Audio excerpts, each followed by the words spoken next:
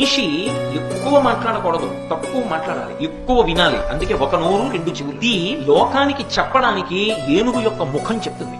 అందుకే మీరు చూడండి, చెయ్యి వేరుగా ఉంటుంది, నోరు వేరుగా ఉంటుంది. మిగిలిన ప్రాణులకి చెయ్యి ఇలా అడ్డం పెడితేనే తెలుస్తుంది.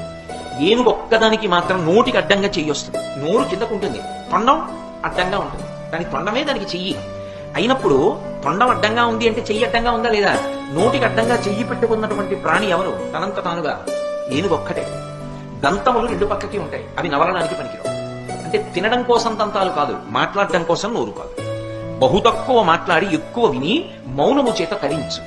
ఇది లోకానికి సందేశం ఇచ్చేటటువంటిది. సమస్త మనుష్య జాతికి గురువుగా నిలబడి మాట్లాడగలిగినటువంటి ముఖం తనంత తానుగా ఉన్న ఏకైక ప్రాణి ఏనుగు.